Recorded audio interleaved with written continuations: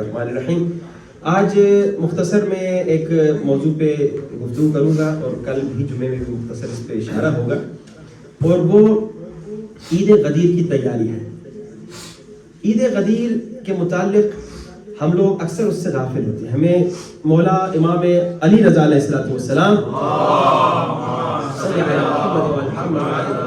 مولا رضا کی ایک حدیث ہے غدیر کے متعلق، جس میں مولانا نے 40 غدیر کے متعلق باتیں بتائی ہیں. وہ آپ کی خدمت میں پیش کروں گا، مختصر البتہ پورا نہیں سنا پاؤں گا، اور تھوڑی انشاءاللہ تشریح بھی ہوگی بعض جملوں کے متعلق.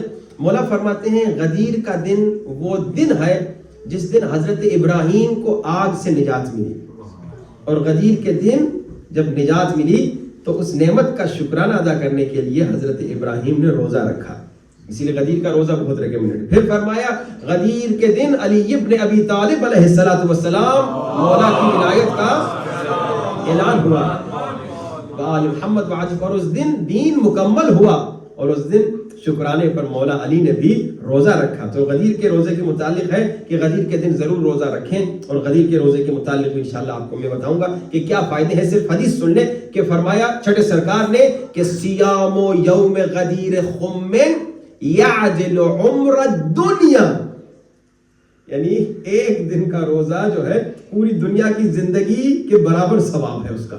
کیا مطلب کہ بھائی میری زندگی یا نہیں؟ فرمایا لو عاش انسان ثم صام ما عمرت الدنیا لکان له ثواب ذلك. کیا مطلب کہ ایک انسان پوری دنیا کی تاریخ میں شروع سے آخر تک زندہ ہو، ایک انسان پوری دنیا کی تاریخ میں شروع سے آخر تک زندہ ہو، اور وہ پوری تاریخ میں پوری زندگی میں روزہ رکھے ہر روز، تو اس کی پوری زندگی کا ثواب اور ایک غدیر کے دن کا ثواب برابر ہے. اندازہ لگائے کہ آپ ایک غدیر کے دن ثواب رکھیں یا آدم سے خاتم، خاتم سے قیامت تک کے روزوں کا ثواب. یعنی وہاں کتنی محنت کہ بھائی ہزاروں سال کا روزہ اور یہاں ایک غدیر کے دن کا روزہ. حضرت ابراہیم نے روزہ رکھا، مولا علی روزہ رکھا.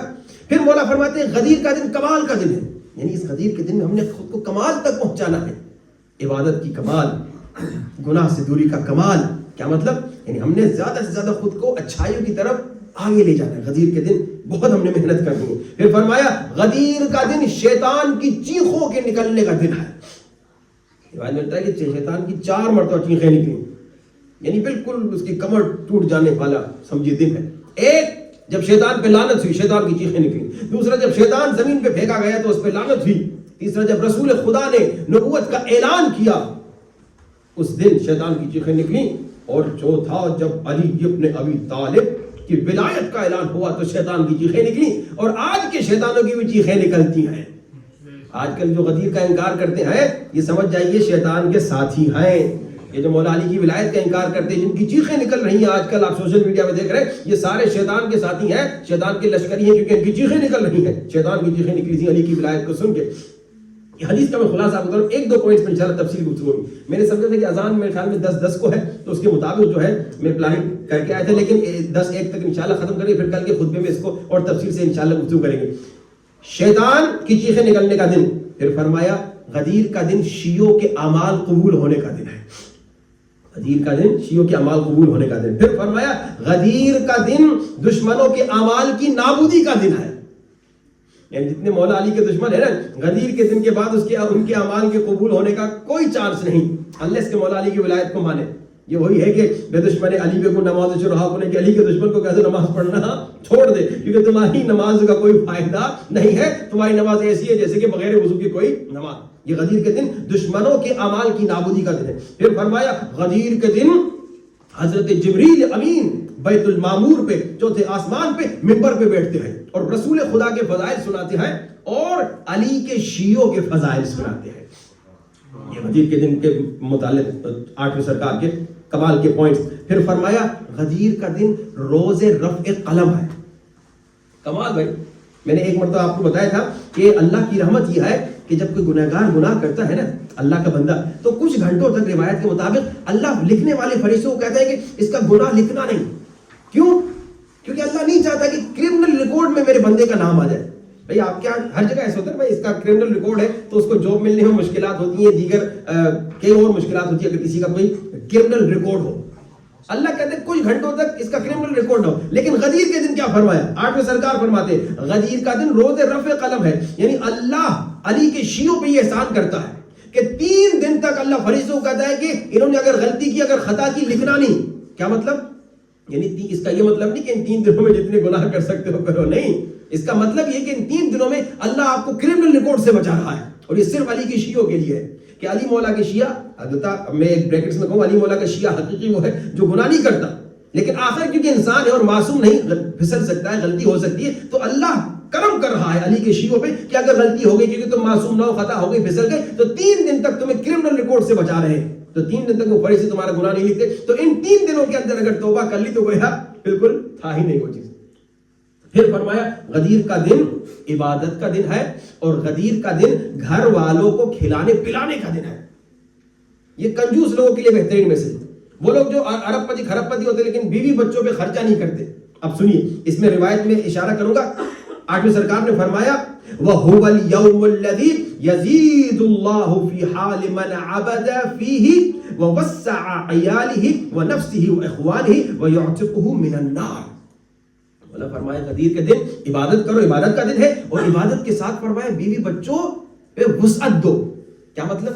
یعنی اگر 1 مہینہ 2 مہینہ 3 مہینے ان کو اچھا کھانا نہیں کھلایا تم نے, تو اب اس دن اسپیشل کھانا کھلاؤ.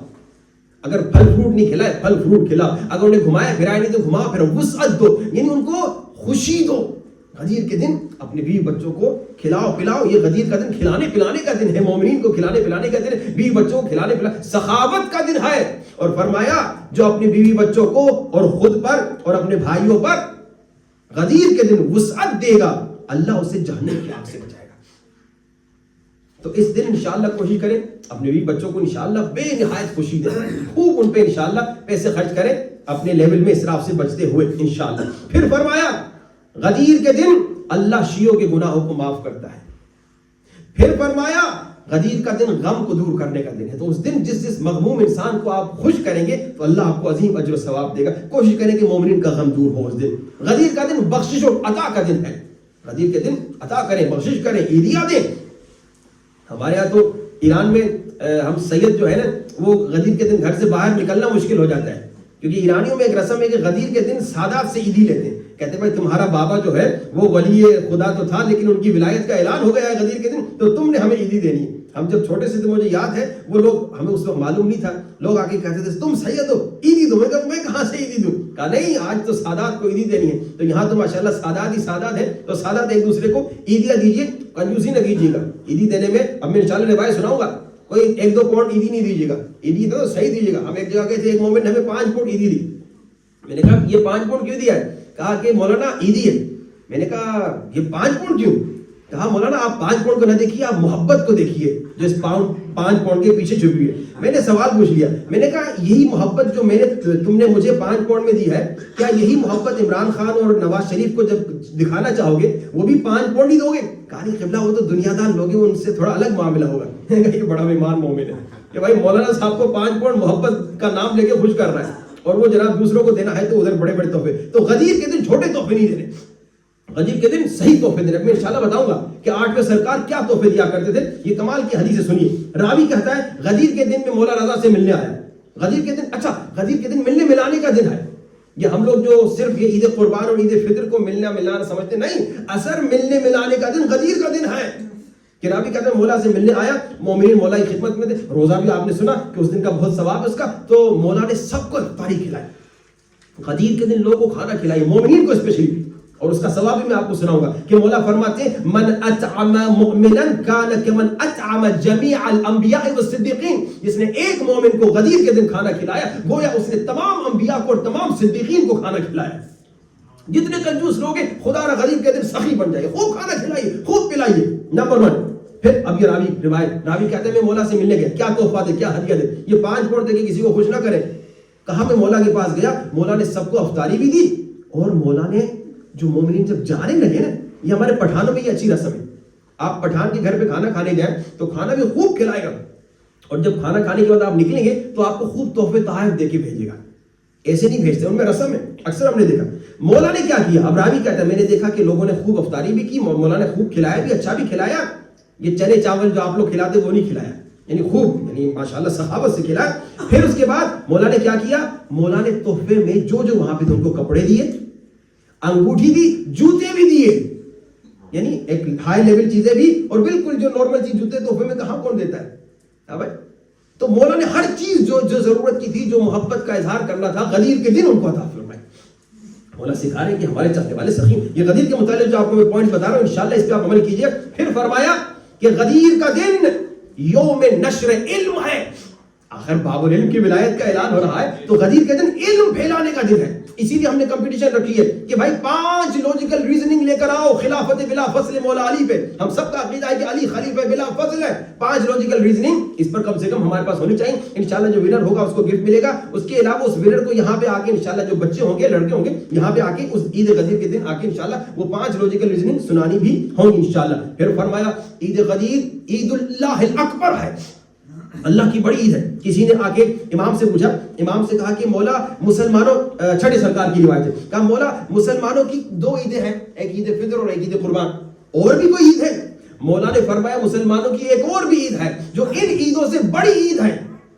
کہا مولا وہ کیا عید ہے؟ فرمایا وہ عید غدیر ہے, جس دن علی ابن ابی طالب کی ولایت کا اعلان ہوا تھا.